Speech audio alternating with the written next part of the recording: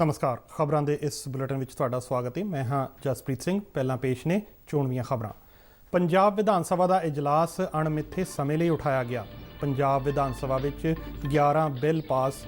पंजाब सरकार वालों विशेष बुनियादी ढांचा विकास फीस संबंधी मता विधान सभा विच पेश।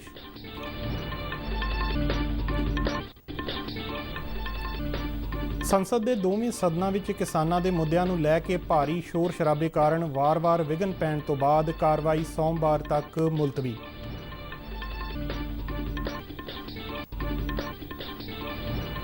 प्रधानमंत्री नरेंद्र मोदी ने भारतीय जनता पार्टी के संसद मैंबरों को 75वें सुतंत्रता दिवस समागमां विच सरगर्मी नाल शामिल होने लई आख्या।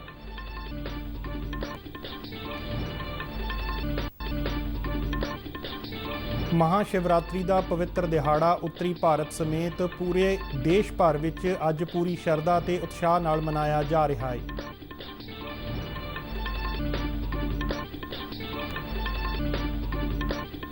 हरियाणा की बीजेपी जेजेपी सरकार ने विधान सभा विच विश्वास मत कीता हासिल।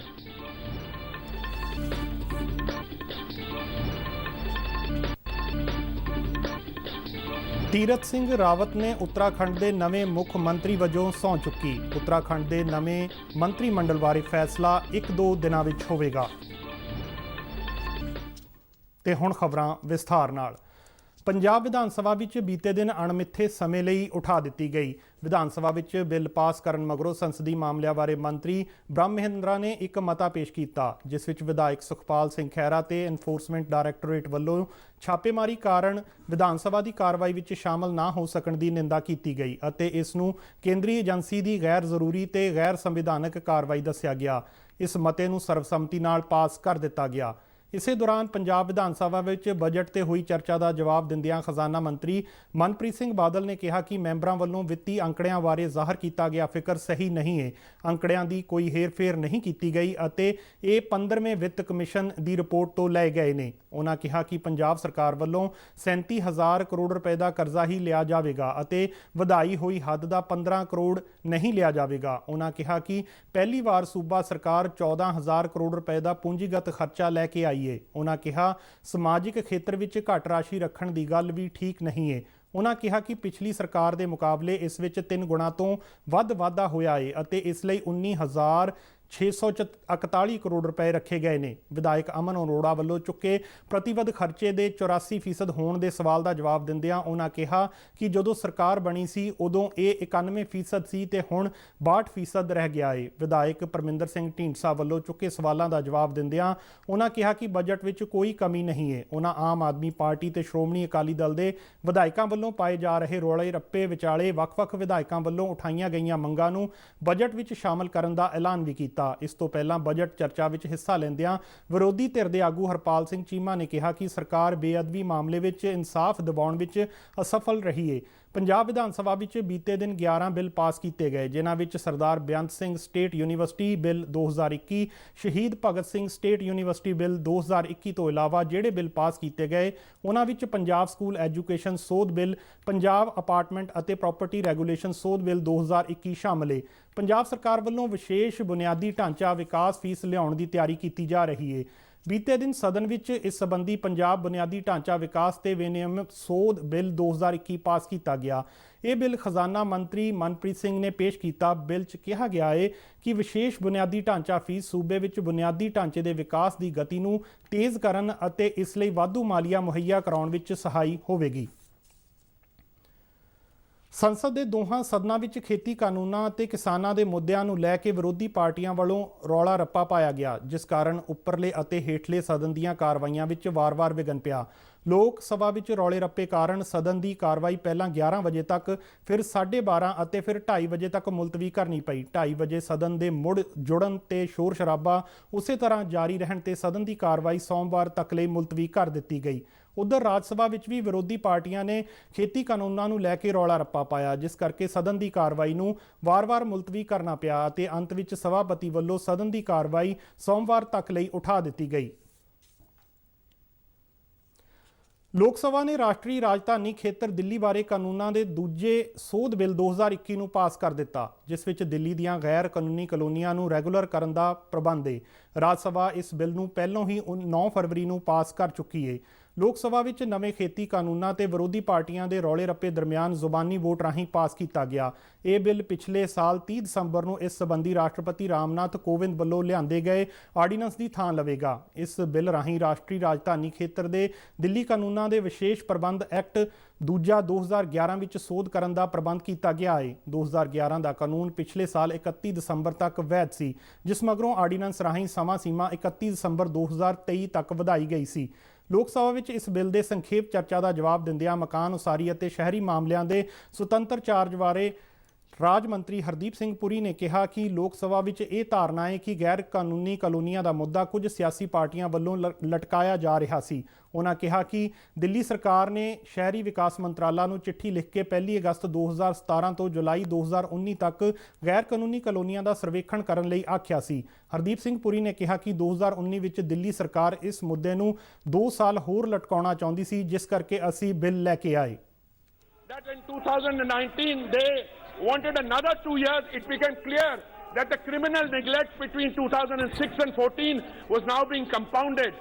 That is when we brought this law in 2017, and we would have completed the work of unauthorized colonies had it not been for the pandemic. So I commend this bill for adoption by this House so that protection from stealing etc.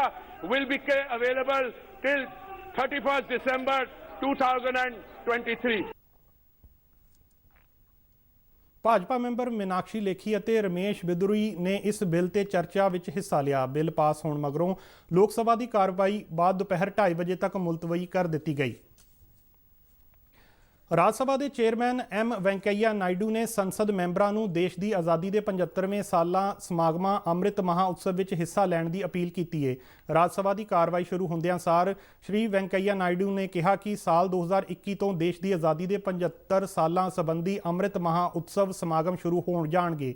ਇਸ ਮੌਕੇ ਸਰਕਾਰ ਨੇ 12 March ਤੋਂ 15 ਅਗਸਤ 2023 ਤੱਕ ਦੇਸ਼ ਭਰ ਵਿੱਚ ਅੰਮ੍ਰਿਤ ਮਹਾ ਉਤਸਵ ਸਮਾਗਮ ਕਰਾਉਣ ਦੀ ਯੋਜਨਾ ਬਣਾਈ ਹੈ। ਇਹਨਾਂ ਸਮਾਗਮਾਂ ਦੌਰਾਨ ਸੂਬਿਆਂ ਅਤੇ ਕੇਂਦਰ ਸ਼ਾਸਤ ਪ੍ਰਦੇਸ਼ਾਂ ਵਿੱਚ ਪ੍ਰਦਰਸ਼ਨੀਆਂ ਤੋਂ ਇਲਾਵਾ ਹੋਰ ਪ੍ਰੋਗਰਾਮ ਵੀ ਆਯੋਜਿਤ ਕੀਤੇ ਜਾਣਗੇ। ਅੰਮ੍ਰਿਤ ਮਹਾ ਉਤਸਵ ਪ੍ਰੋਗਰਾਮਾਂ ਦੀ ਸ਼ੁਰੂਆਤ ਆਉਂਦੇ ਸ਼ੁੱਕਰਵਾਰ ਸਾਬਰਮਤੀ ਤੋਂ दांडी ਤੱਕ ਪੈਦਲ ਯਾਤਰਾ ਨਾਲ ਹੋਵੇਗੀ। ਇਹ ਪੈਦਲ ਯਾਤਰਾ ਰਾਸ਼ਟਰਪਿਤਾ ਮਹਾਤਮਾ ਗਾਂਧੀ ਦੀ ਇਤਿਹਾਸਕ दांडी ਯਾਤਰਾ ਦੀ ਯਾਦ ਵਿੱਚ ਰੱਖੀ ਗਈ ਹੈ, ਜੋ 5 ਅਪ੍ਰੈਲ ਨੂੰ ਸਮਾਪਤ ਹੋਵੇਗੀ। ਮਹਾਤਮਾ ਗਾਂਧੀ ਨੇ 1930 ਵਿੱਚ दांडी ਯਾਤਰਾ ਸ਼ੁਰੂ ਕੀਤੀ ਸੀ।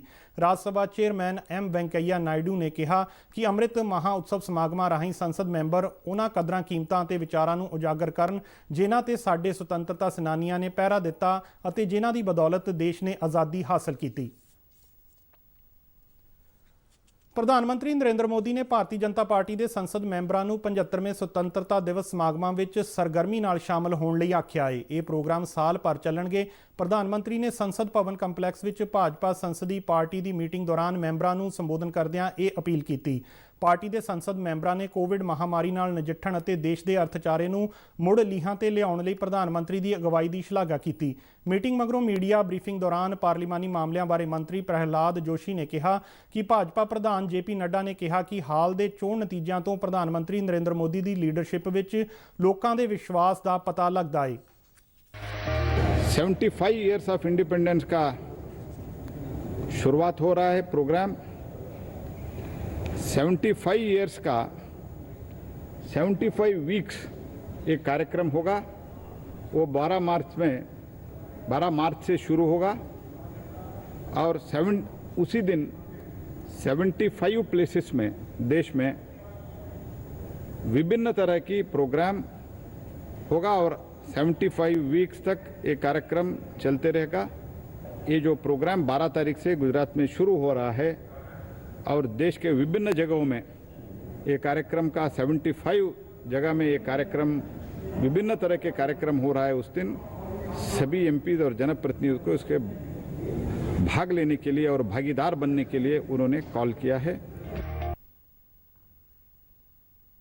ਰਾਸ਼ਟਰਪਤੀ ਰਾਮਨਾਥ ਕੋਵਿੰਦ ਨੇ ਕਿਹਾ ਹੈ ਕਿ ਭਾਰਤ ਦੀ ਉੱਚ ਸਿੱਖਿਆ ਪ੍ਰਣਾਲੀ ਦਾ ਵਿਸਥਾਰ ਦੇਸ਼ ਦੇ ਪੇਂਡੂ ਖੇਤਰਾਂ ਅਤੇ ਸਮਾਜ ਦੇ ਸੱਖਣੇ ਵਰਗਾਂ ਤੱਕ ਕੀਤਾ ਗਿਆ ਹੈ। ਵੇਲੋਰ ਵਿੱਚ ਤਿਰੂਵਲੂਰ ਯੂਨੀਵਰਸਿਟੀ ਦੇ 16ਵੇਂ ਸਾਲਾਨਾ ਕਨਵੋਕੇਸ਼ਨ ਸਮਾਗਮ ਨੂੰ ਸੰਬੋਧਨ ਕਰਦਿਆਂ ਰਾਸ਼ਟਰਪਤੀ ਨੇ ਕਿਹਾ ਕਿ ਭਾਰਤ ਭਾਰਤ ਦੁਨੀਆ ਦੀ ਤੀਜੀ ਸਭ ਤੋਂ ਵੱਡੀ ਸਿੱਖਿਆ ਪ੍ਰਣਾਲੀ ਵਾਲਾ ਦੇਸ਼ ਬਣ ਗਿਆ ਹੈ, ਪਰ ਉਸ ਨੂੰ ਹੋਰ ਵੀ ਵੱਧ ਉਚਾਈਆਂ ਛੂਹਣ ਦੀ ਕੋਸ਼ਿਸ਼ ਕਰਨੀ ਚਾਹੀਦੀ ਹੈ।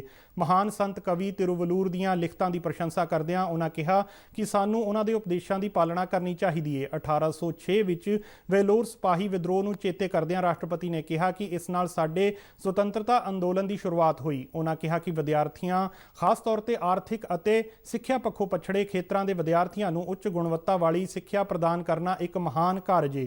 ਉਹਨਾਂ ਕਿਹਾ ਕਿ ਯੂਨੀਵਰਸਿਟੀ ਦੇ ਵਿਦਿਆਰਥੀਆਂ ਵਿੱਚੋਂ 65% ਮਹਿਲਾਵਾਂ ਨੇ। ਰਾਸ਼ਟਰਪਤੀ ਕੋਵਿੰਦ ਨੇ ਕਿਹਾ ਕਿ ਜਦ ਦੇਸ਼ ਦੀਆਂ ਮਹਿਲਾਵਾਂ ਸਿੱਖਿਅਕ ਹੋਣਗੀਆਂ ਤਾਂ ਇਸ ਨਾਲ ਉਹਨਾਂ ਦਾ ਆਪਣਾ ਭਵਿੱਖ ਤਾਂ ਸੁਰੱਖਿਅਤ ਹੋਵੇਗਾ ਹੀ, ਇਸ ਦੇ ਨਾਲ ਹੀ ਸਮੁੱਚੇ ਦੇਸ਼ ਦੀ ਸੁਰੱਖਿਆ ਹੋ ਸਕੇਗੀ। Satisfaction that India's higher education system has expanded to reach out to serve the rural and marginalized sections. In the process, it has become the third largest education system in the world. India had a rich system of education prior to the British rule. Gandhiji described it as a beautiful tree that was cut down by what the British rulers called reforms. Mahashivratri ਦਾ ਪਵਿੱਤਰ ਦਿਹਾੜਾ ਅੱਜ ਪੰਜਾਬ, ਹਰਿਆਣਾ, ਚੰਡੀਗੜ੍ਹ ਸਮੇਤ ਪੂਰੇ ਉੱਤਰ ਭਾਰਤ ਵਿੱਚ ਪੂਰੀ ਸ਼ਰਧਾ ਤੇ ਉਤਸ਼ਾਹ ਨਾਲ ਮਨਾਇਆ ਜਾ ਰਿਹਾ ਹੈ। ਇਹ ਤਿਉਹਾਰ ਦੇਵੀ ਪਾਰਵਤੀ ਅਤੇ ਭਗਵਾਨ ਸ਼ਿਵ ਦੇ ਵਿਆਹ ਦੇ ਰੂਪ ਵਿੱਚ ਮਨਾਇਆ ਜਾਂਦਾ ਹੈ। ਭਗਵਾਨ ਸ਼ਿਵ ਨਾਲ ਸੰਬੰਧਿਤ ਇਸ ਦਿਹਾੜੇ ਬੀਤੇ ਦਿਨ ਕਈ ਥਾਈਂ ਸ਼ੋਭਾ ਯਾਤਰਾਵਾਂ ਕੱਢੀਆਂ ਗਈਆਂ। ਇਸ ਮੌਕੇ ਸ਼ਿਵ ਮੰਦਰਾਂ ਤੇ ਸ਼ਿਵਾਲਿਆਂ ਨੂੰ ਖੂਬਸੂਰਤ ਫੁੱਲਾਂ ਤੇ ਰੌਸ਼ਨੀਆਂ ਨਾਲ ਸਜਾਇਆ ਗਿਆ ਹੈ। ਸ਼ਿਵ ਭਗਤ ਮੰਦਰਾਂ ਵਿੱਚ ਜਾ ਕੇ ਪੂਜਾ ਅਰਚਨਾ ਕਰ ਰਹੇ ਨੇ ਅਤੇ ਭਗਵਾਨ ਸ਼ਿਵ ਦੀ ਉਸਤਤ ਵਿੱਚ ਭਜਨ ਗਾਏ ਜਾ ਰਹੇ ਨੇ। ਮਹਾਸ਼ਿਵਰਾਤਰੀ ਜੰਮੂ ਕਸ਼ਮੀਰ ਵਿੱਚ ਵੀ ਸ਼ਰਧਾ ਤੇ ਜੋਸ਼ੋ ਖਰੋਸ਼ ਨਾਲ ਮਨਾਈ ਜਾ ਰਹੀ ਹੈ। ਇਸ ਮੌਕੇ ਪ੍ਰਧਾਨ ਮੰਤਰੀ ਨਰਿੰਦਰ ਮੋਦੀ ਨੇ ਕਸ਼ਮੀਰੀ ਪੰਡਤ ਭਾਈਚਾਰੇ ਨੂੰ ਇਸ ਪਵਿੱਤਰ ਦਿਹਾੜੇ ਦੀਆਂ ਸ਼ੁਭਕਾਮਨਾਵਾਂ ਦਿੱਤੀਆਂ ਨੇ। ਉਹਨਾਂ ਨੇ ਇੱਕ ਟਵੀਟ ਵਿੱਚ ਆਸ ਪ੍ਰਗਟ ਕੀਤੀ ਹੈ ਕਿ ਇਹ ਤਿਉਹਾਰ ਸੁੱਖ ਤੇ ਖੁਸ਼ਹਾਲੀ ਪ੍ਰਦਾਨ ਕਰੇਗਾ ਅਤੇ ਆਉਣ ਵਾਲੇ ਸਮੇਂ ਵਿੱਚ ਸਾਰਿਆਂ ਦੀਆਂ ਆਸਾਂ ਪੂਰੀਆਂ ਹੋਣਗੀਆਂ।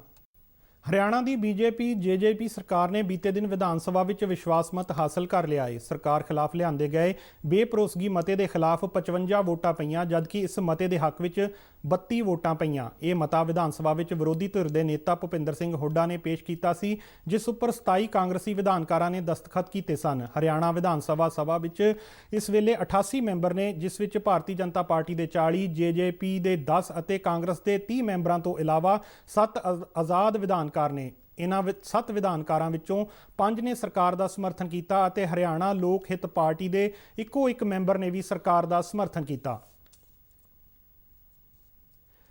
ਤੀਰਥ ਸਿੰਘ ਰਾਵਤ ਨੇ ਦੇਹਰਾਦੂਨ ਵਿੱਚ ਕਰਵਾਏ ਗਏ ਇੱਕ ਸਮਾਗਮ ਦੌਰਾਨ ਉੱਤਰਾਖੰਡ ਦੇ ਨਵੇਂ ਮੁੱਖ ਮੰਤਰੀ ਵਜੋਂ ਸਹੁੰ ਚੁੱਕੀ। ਤੀਰਥ ਸਿੰਘ ਰਾਵਤ ਦੇ ਮੰਤਰੀ ਮੰਡਲ ਬਾਰੇ ਫੈਸਲਾ 1-2 ਦਿਨਾਂ ਵਿੱਚ ਹੋਵੇਗਾ। ਇਸ ਤੋਂ ਪਹਿਲਾਂ ਦੇਹਰਾਦੂਨ ਵਿੱਚ ਭਾਜਪਾ ਵਿਧਾਨਕਾਰ ਪਾਰਟੀ ਦੀ ਮੀਟਿੰਗ ਦੌਰਾਨ ਤੀਰਥ ਸਿੰਘ ਰਾਵਤ ਨੂੰ ਨੇਤਾ ਚੁਣਿਆ ਗਿਆ, ਜਿਸ ਮਗਰੋਂ ਉਹਨਾਂ ਰਾਜਪਾਲ ਬੇਬੀ ਰਾਣੀ ਮੌਰਿਆ ਨੂੰ ਮਿਲ ਕੇ ਸੂਬੇ ਵਿੱਚ ਸਰਕਾਰ ਬਣਾਉਣ ਦਾ ਦਾਅਵਾ ਪੇਸ਼ ਕੀਤਾ। ਤਰਵਿੰਦਰ ਸਿੰਘ ਰਾਵਤ ਵੱਲੋਂ ਮੁੱਖ ਮੰਤਰੀ ਦੇ ਤੌਰ ਤੇ ਅਸਤੀਫਾ ਦੇਣ ਦੇ ਇੱਕ ਦਿਨ ਬਾਅਦ ਤੀਰਥ ਸਿੰਘ ਰਾਵਤ ਨੂੰ ਸੂਬੇ ਦਾ ਨਵਾਂ ਮੁੱਖ ਮੰਤਰੀ ਬਣਾਇਆ ਗਿਆ ਹੈ।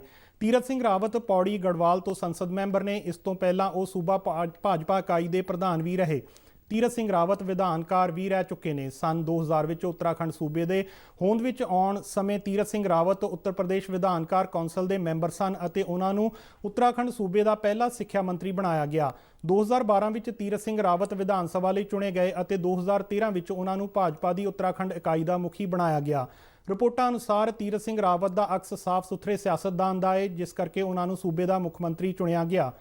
ਉੱਤਰਾਖੰਡ ਦੇ ਨਵੇਂ ਮੁੱਖ ਮੰਤਰੀ ਨਿਯੁਕਤ ਹੋਣ ਮਗਰੋਂ ਤੀਰਥ ਸਿੰਘ ਰਾਵਤ ਨੇ ਕਿਹਾ ਕਿ ਉਹ ਪਿਛਲੇ ਕੁਝ ਸਾਲਾਂ ਦੌਰਾਨ ਤਰਵਿੰਦਰ ਸਿੰਘ ਰਾਵਤ ਵੱਲੋਂ ਮੁੱਖ ਮੰਤਰੀ ਵਜੋਂ ਕੀਤੇ ਗਏ ਵਿਕਾਸ ਕਾਰਜਾਂ ਨੂੰ ਅੱਗੇ ਤੋਰਨਗੇ। ਪੰਜਾਬ ਚੌਕਸੀ ਬਿਊਰੋ ਨੇ ਪੰਜਾਬ ਵਿੱਚ ਪ੍ਰਧਾਨ ਮੰਤਰੀ ਆਰੋਗਿਆ ਯੋਜਨਾ ਆਯੁਸ਼ਮਾਨ ਭਾਰਤ ਸਕੀਮ ਤਹਿਤ ਕਰੋੜਾਂ ਰੁਪਏ ਦੇ ਘੁਟਾਲੇ ਦਾ ਪਰਦਾਫਾਸ਼ ਕੀਤਾ ਹੈ। ਕਪੂਰਥਲਾ ਵਿੱਚ ਇਸ ਬਾਰੇ ਜਾਣਕਾਰੀ ਦਿੰਦਿਆਂ ਡੀਜੀਪੀ ਕਮ chief director vigilance bureau ਵੀਕੇ Uppal ਨੇ ਦੱਸਿਆ ਕਿ ਕੁਝ ਪ੍ਰਾਈਵੇਟ ਹਸਪਤਾਲਾਂ ਨੇ ਇਫਕੋ ਟੋਕੀਓ ਨਾਮੀ ਬੀਮਾ ਕੰਪਨੀ ਤੋਂ ਲਾਭਪਾਤਰੀ ਮਰੀਜ਼ਾਂ ਦੇ ਇਲਾਜ ਲਈ ਸਿਹਤ ਬੀਮਾ ਤੇ ਫਰਜ਼ੀ ਬਿੱਲਾਂ ਦੇ ਆਧਾਰ ਤੇ ਕਲੇਮ ਪ੍ਰਾਪਤ ਕੀਤੇ। ਇਸ ਦੇ ਉਲਟ ਇਸ ਬੀਮਾ ਕੰਪਨੀ ਵੱਲੋਂ ਸਰਕਾਰੀ ਹਸਪਤਾਲਾਂ ਦੇ ਬੀਮਾ ਦੇ ਸੈਂਕੜੇ ਕਲੇਮ ਖਾਰਜ ਕੀਤੇ ਗਏ।